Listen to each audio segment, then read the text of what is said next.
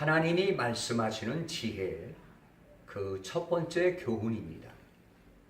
총 주제의 말씀은 잠언 30장 24절로부터 28절까지고요. 첫 번째 본문의 말씀은 잠언 30장 25절과 마태복음 25장 1절 이하의 13절까지 말씀이 되겠습니다. 과연 어떤 사람이 가장 지혜로운 사람일까요? 성경에서는 인생의 의미를 깨닫고 신랑으로 다시 오실 예수님 맞을 준비하기 위해 늘 깨어 기도하는 사람을 가장 지혜로운 사람이라고 소개하고 있습니다. 오늘 첫 번째 교훈의 말씀인 잠언 30장 25절의 말씀에도 곧 힘이 없는 종류로 돼 먹을 것을 여름에 예비하는 개미와라고 하는 말씀이 있습니다. 여기서 개미를 소개하고 있는데요. 이 개미는 아주 힘이 없는 작은 곤충입니다. 그런데도 불구하고 겨울에 먹을 양식을 여름 내내 준비하는 이 개미를 향하여서 성경은 지혜롭다고 말씀하고 있습니다. 그래서 종종 게으른 자에게 이 개미에게로 가서 그 하는 것을 보고 지혜를 얻으라고 잠언 6장 6절 이하의 11절에 말씀하죠.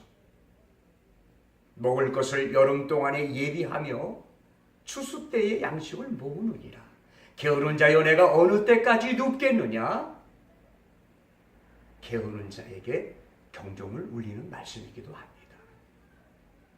이 성경에서는 힘이 없는 작은 이 개미라고 하는 곤충이 지혜롭다고 증언을 하고 있는데 잠시 그 특성을 살펴보도록 하겠습니다.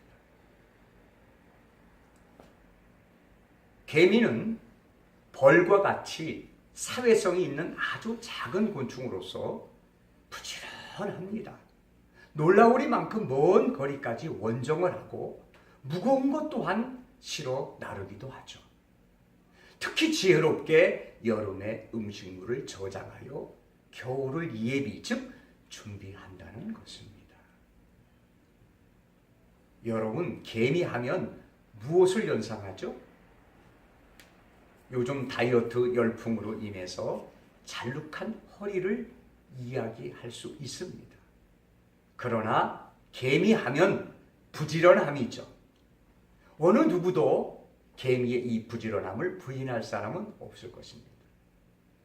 그런데 개미의 이 부지런함에 대한 목적은 단 한 가지. 겨울에 먹을 양식을 여름부터 겨울 전까지 부지런히 준비한다는 것이에요. 그래서 마태복음 25장 1절 이하의 13절의 말씀에 보면 신랑으로 오실 예수님을 맞으러 부지런히 성령의 기름 준비하는 슬기롭고 지혜로운 다섯 처녀와 미련한 다섯 처녀에 대해서 소개하고 있습니다.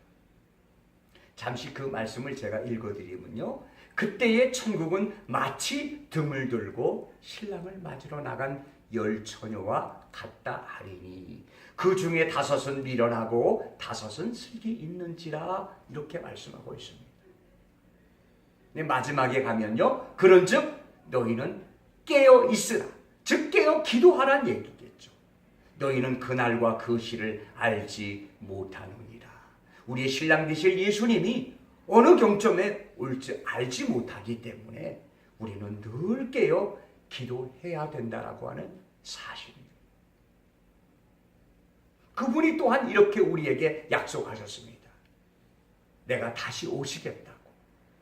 요한복음 14장 1절 이하의 3절까지의 말씀에 보면 내가 너희를 위하여 처소를 예비하러 가노니 가서 너희를 위하여 처소를 예비하면 내가 다시 와서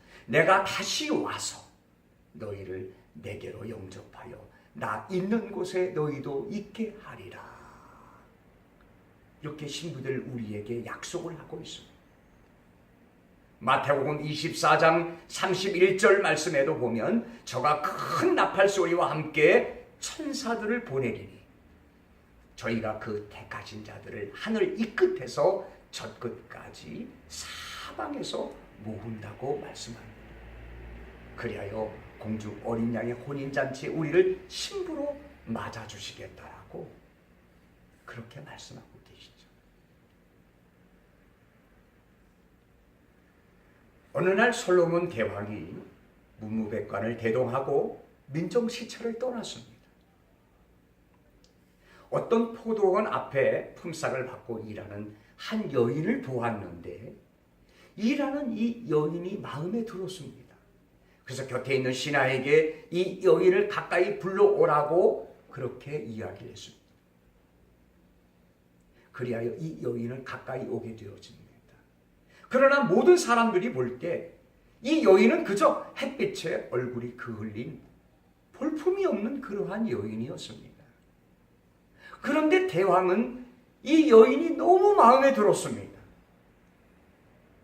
그리고 이 여인에게 이름이 무엇이냐라고 물어보게 됩니다. 그때 이 여인은 술람미라고 이야기를 합니다.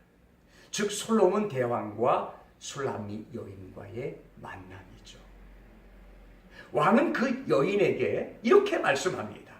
아가서 6장 8, 9절 상반절에 보면 왕께서 말씀하시기를 나는 왕후가 60이요 비빈이 80이요 시녀가 무수하되 나의 비둘기 나의 완전한 자는 당신 하나뿐이로구나 라고 그 여인에게 사랑을 고백합니다. 첫눈에 반한 것이죠. 자신과 결혼해 줄 것을 이 왕은 말을 하고 내가 왕궁에 가서 결혼 예식 준비를 다 마치고 나면 꼭 다시 부르러 올 터이니 다른 사람과 결혼하지 말고 나를 기다려 줄 것을 간절히 이 왕은 요청합니다. 그런데 이 여인은 이 왕의 말을 믿을 수가 없었어요.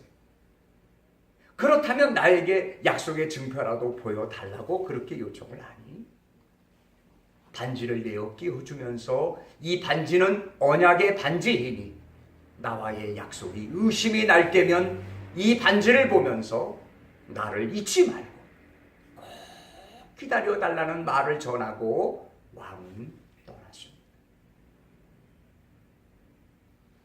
떠난 지 6개월이 되었습니다. 1년이 되었습니다. 몇 해가 지났습니다. 마음에 의심이 들 때면 이 여인은 이 언약의 반지를 보게 되어집니다. 나를 사랑하시는 그 왕께서 모든 것을 다 준비하면 다시 오시겠다고 약속하신 그 말씀을 다시 한번 마음속에 되새기면서 그 왕을 기다리는 모습을 보게 되어집니다. 오늘 이 언약의 반지는 하나님의 말씀을 이야기합니다. 그 약속을 믿고 기다리는 신부될 성도와 다시 오시겠다고 약속하신 신랑 되실 예수님과의 사랑을 노래한 아가서의 내용입니다.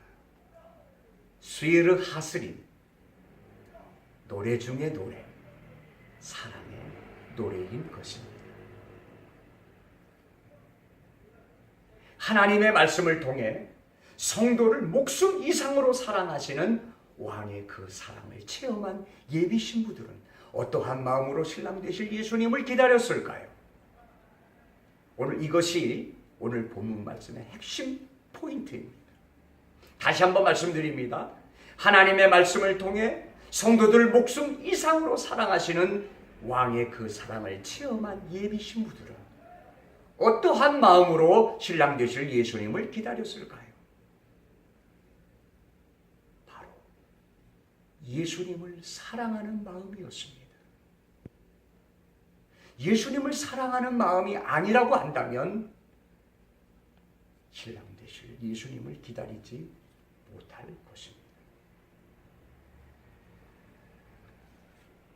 과연 우리들도 다시 오시겠다고 약속하신 신랑 되실 예수님을 기다릴 수 있을까요? 신랑을 사랑하는 마음이 없다면 아마도 어려울 것입니다. 그렇다면 먼저 신랑을 사랑할 수 있을까요? 이 또한 불가능합니다. 나를 먼저 사랑하시는 예수님을 체험하지 않고는 예수님을 사랑할 수 없기 때문에 그렇습니다. 그래서 하나님의 말씀을 통해 나를 사랑하시는 예수님을 체험하는 것이 매우 중요합니다. 우리가 하나님의 말씀을 듣고 깨닫는 것을 은혜라고 하죠. 머리로 먼저 체험하는 것 중요합니다. 그러나 머리로 체험한 것 가지고는 우리의 삶이 변화되지 않습니다. 바로 마음으로 그 예수님의 사랑을 체험해야 되는 것이죠. 나를 사랑하시는 그 예수님의 귀하신 사랑을 우리가 머리로 깨달았다면 바로 기도를 통해서 우리 마음으로 예수님의 사랑을 체험하는 것이죠. 그럴 때 두 눈에 눈물이 쏟아지고 회개가 터지고 새롭게 믿음의 결단이 생기게 되고 내 삶은 달라지게 되는 것이죠. 바로 나를 사랑하시는 이 예수님을 이와 같이 머리로 마음으로 체험할 때 비로소 나는 그 예수님을 사랑할 수밖에 없게 되는 것입니다. 그 예수님을 기다릴 수 있게 되는 것이죠. 이것이 바로 성경에서 말씀하시는 지혜로운 사람이라고 하는 것이에요. 우리를 목숨보다 더 사랑하시는 예수님의 이 귀하신 사랑을 정말 머리로 마음으로 체험하시고 신랑 되실 예수님을 사랑함으로써 어린 양의 혼인잔치에 들러리가 아닌 신부의 자격으로 신랑을 만나는 지혜로운 신부 모두가 되시기를 예수 그리스도의 이름으로 간절히 소망합니다.